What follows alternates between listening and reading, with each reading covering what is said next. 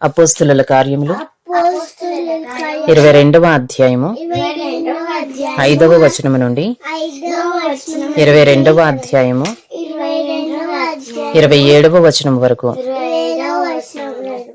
ఇందును గూర్చి ప్రధాన యాజకుడును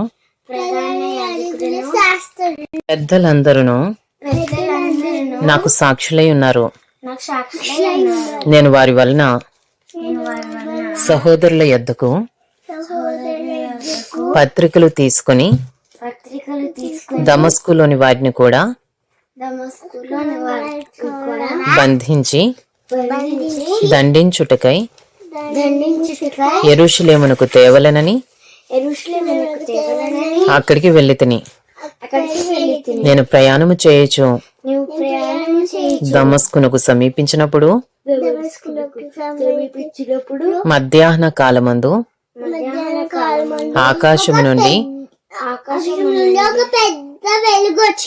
గొప్ప వెలుగు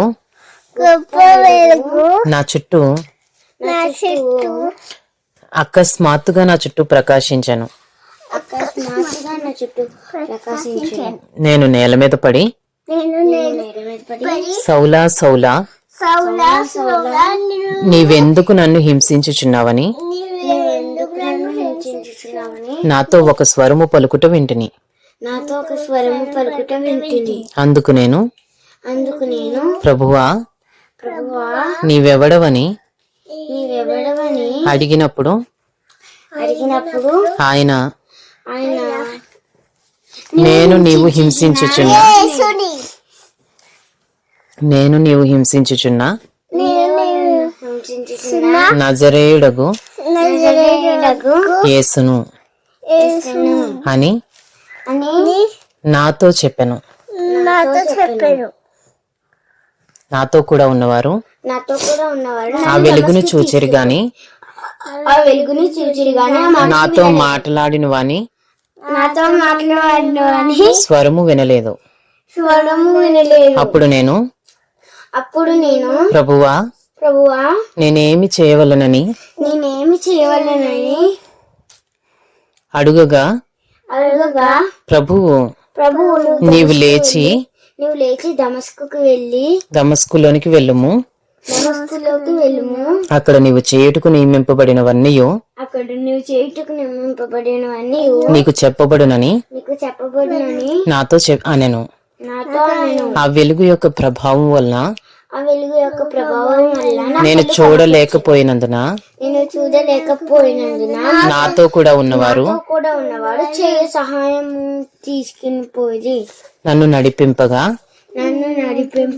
దమస్కులోనికి వచ్చి తిని. అంతటా ధర్మశాస్త్రము చొప్పున భక్తిపరుడును అక్కడ కాపురమున్న యూదులందరి చేత మంచి పేరు పొందిన వాడునైనా అననీయ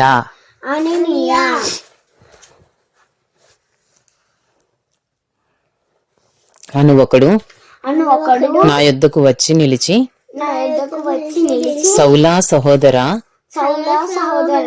దృష్టి పొందమని నాతో చెప్పగా ఆ గడియలోనే నేను దృష్టి పొంది అతని చూచితిని. అప్పుడు అతడు మన పితరుల దేవుడు తన చిత్తమును తెలుసుకున్నట్టుకును ఆ నీతిమంతుని చూచుటకును ఆయన నోటి మాట వినుటకును నిన్ను నియమించి ఉన్నాడు. నీవు కన్న వాటిని గూర్చియు నీవు విన్న వాటిని గూర్చియు సకల మనుషుల ఎదుట ఆయనకు సాక్షివై ఉందువు.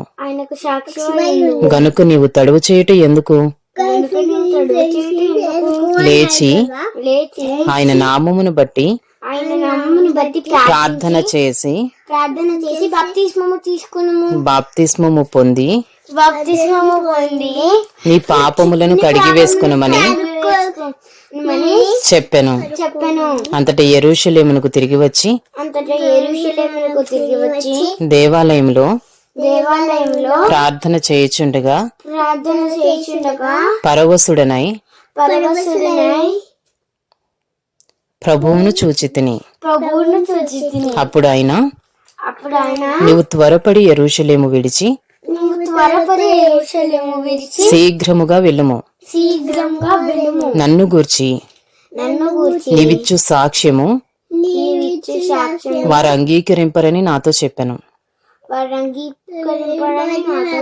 అందుకు నేను ప్రభువా ప్రతి సమాజ మందిరములోను నీ యందు విశ్వాసముంచు వారిని నేను చెరసాలలో వేయుచు కొట్టుచూ ఉంటినని వారికి బాగుగా తెలియను.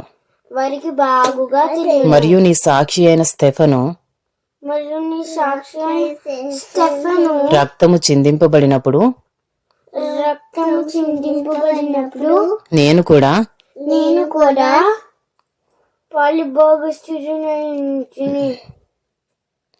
దగ్గర నిలిచి అందుకు సమ్మతించి అతని చంపిన వారి వస్త్రములకు కావలి ఉంటునని చెప్పితిని. అందుకు ఆయన వెళ్ళుము, నేను దూరముగా అన్యజనుల యొద్దకు నిన్ను పంపుదునని నాతో చెప్పాను. ఈ మాట వరకు అతడు చెప్పినది వారు ఆలకించుచుండిరి. అప్పుడు ఇటువంటి వాడు బ్రతుక తగడు భూమి మీద ఉండకుండా వానిని చంపివేయుడని కేకలు వేసిరి. వారు కేకలు వేయచు తమ పై బట్టలు విదిల్చుకుని ఆకాశము తట్టు దుమ్మెత్తి పోయిచుండగా వారు అతనికి విరోధముగా ఇలాగు కేకలు వేసిన హేతువేమో తెలుసుకొనుటకై సహస్రాధిపతి కొరడాలతో అతనిని కొట్టి విమర్శింపవలనని చెప్పి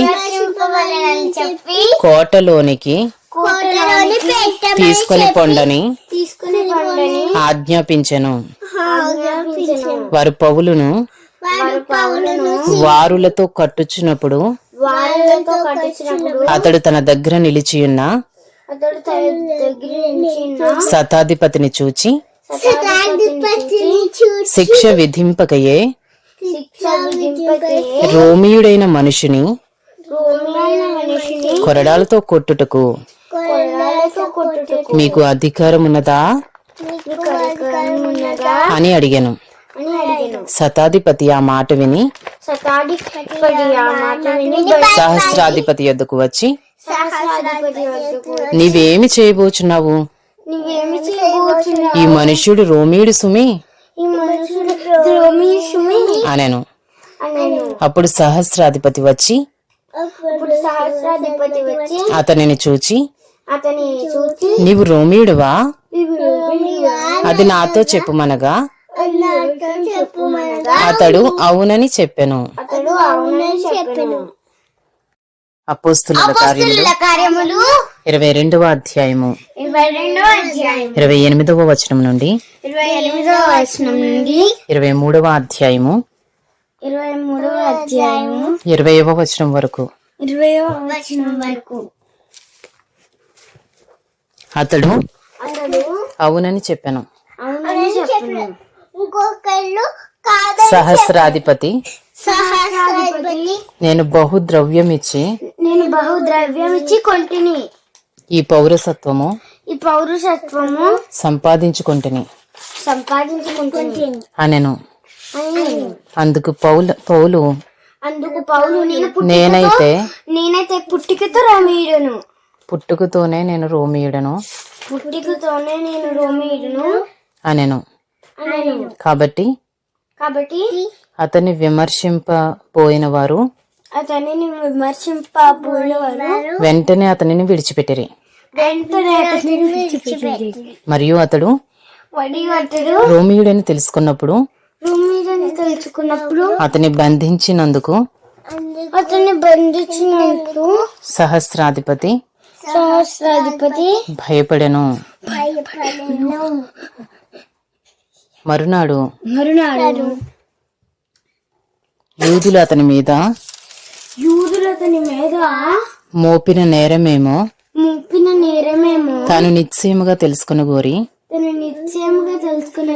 సహస్రాధిపతి అతని వదిలించి ప్రధాన యాజకులను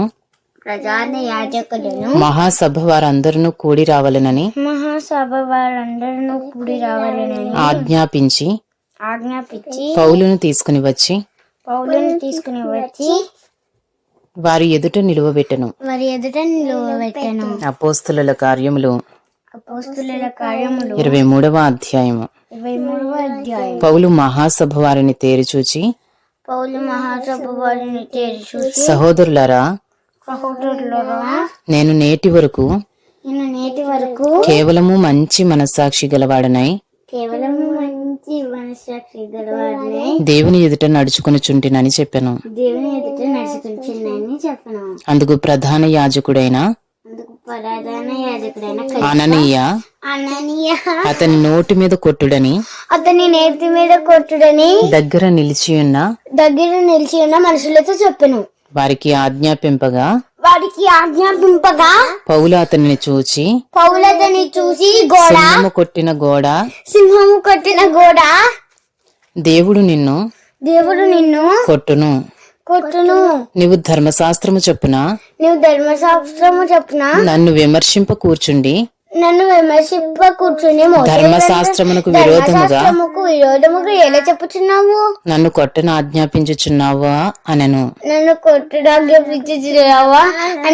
దగ్గర నిలిచియున్నవారు నీవు దేవుని ప్రధాన యాజకుని దూషించదవా అని అడిగిరి. అందుకు పౌలు సహోదరులారా ఇతడు ప్రధాన యాజకుడని నాకు తెలియలేదు. నీ ప్రజల అధికారిని నిందింపవద్దు అని వ్రాయబడి ఉన్నదనను. వారిలో ఒక భాగము సద్దూకయ్యులను మరి ఒక భాగము పరిసయ్యులు నయ్యున్నట్టు పౌలు గ్రహించి సహోదరులారా నేను పరిసయ్యుడను పరిసయ్యుల సంతతి వాడను. మనకున్న నిరీక్షణ గూర్చియు మృతుల పునరుద్ధానమును గూర్చియు నేను విమర్శింపబడుచున్నానని సభలో బిగ్గరగా చెప్పాను. అతడు అలాగు చెప్పినప్పుడు పరిసయ్యులకును సద్దూకయ్యులకును కలహము పుట్టినందున ఆ సమూహము రెండు పక్షములు ఆయను. సద్దూకయ్యులు పునరుద్ధానము లేదనియు దేవదూత అయినను ఆత్మ అయినను లేదనియు చెప్పుదురు గాని పరిసయ్యులు రెండును కలవని ఒప్పుకొందురు. అతడు పెద్ద గొల్లు పుట్టెను. అప్పుడు పెద్ద గొల్లు పుట్టెను. పరిసయ్యుల పక్షముగా ఉన్న శాస్త్రులలో కొందరు లేచి ఈ మనిషిని యందు ఏ దోషమును మాకు కనబడలేదు. ఒక్క ఆత్మ అయినను దేవదూత అయినను అతడితో మాట్లాడి ఉంటే మాట్లాడి ఉండవచ్చునని చెప్పుచు తగువులాడిరి.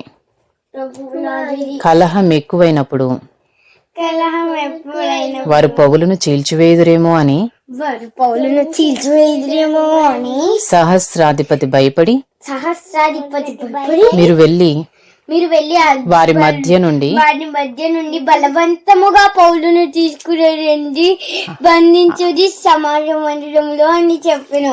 అతన్ని బలవంతంగా పట్టుకుని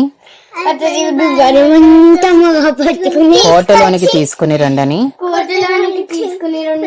సైనికులు ఆజ్ఞాపించెను. ఆ రాత్రి ప్రభువు అతని యొద్ద నిలుచుండి ధైర్యముగా ఉండుము, యెరూషలేములో నన్ను గూర్చి నీవేలాగు సాక్ష్యమిచ్చితివో అలాగున రోమాలో కూడా సాక్ష్యం ఇయ్యవలసి ఉన్నదని చెప్పాను. ఉదయమైనప్పుడు యూదులు కట్టుకట్టి తాము పౌలును చంపు వరకు అన్నపానములు పుచ్చుకొనమని ఒట్టు పెట్టుకునిరి. ఈ కుట్రలో చేరిన వారు 40 మంది కంటే ఎక్కువ. వారు ప్రధాన యాజకుల యొద్దకును పెద్దల యొద్దకును వచ్చి మేము పౌలును చంపు వరకు ఏమీ రుచి చూడమని గట్టిగా ఒట్టు పెట్టుకుని ఉన్నాము. కాబట్టి మీరు మహాసభతో కలిసి అతనిని గూర్చి మరి పూర్తిగా విచారించి తెలుసుకొనబోవునట్టు అతనిని మీ యొద్దకు తీసుకుని రమ్మని సహస్రాధిపతితో మనవి చేయుడి. అతడు దగ్గరకు రాకమునిపే మేము అతని చంపుటకు సిద్ధపడి ఉన్నామని చెప్పిరి. అయితే పౌలు మేనల్లుడు వారు పొంచి ఉన్నారని విని వచ్చి కోటలో ప్రవేశించి పౌలుకు ఆ సంగతి తెలిపెను. అప్పుడు పౌలు శతాధిపతులలో ఒకనిని తన యొద్దకు పిలిచి ఈ చిన్నవాణిని సహస్రాధిపతి యొద్దకు తోడుకొని పొమ్ము. ఇతడు అతనితో ఒక మాట చెప్పుకొనవలెనని ఉన్నాడనెను. శతాధిపతి సహస్రాధిపతి యొద్దకు అతని తోడుకుని పోయి ఖైదీ అయిన పౌలు నన్ను పిలిచి నీతో ఒక మాట చెప్పుకొనవలెనని ఉన్నా ఈ పడుచువానిని మీ యొద్దకు తీసుకుని పొమ్మని నన్ను అడిగేనని చెప్పెను. సహస్రాధిపతి అతని చెయ్యి పట్టుకుని గట్టిగా లాగి అవతలకు తీసుకుని పోయి నీవు నాతో చెప్పుకొనవలెనని ఉన్నదేమని ఒంటరిగా అడిగెను. ఎందుకతడు నీవు పౌలును గూర్చి సంపూర్తిగా విచారింపబోనట్టు అతనిని రేపు మహాసభ యొద్దకు తీసుకొని రావలెనని నిన్ను వేడుకొనుటకు యూదులు కట్టుకట్టి ఉన్నారు.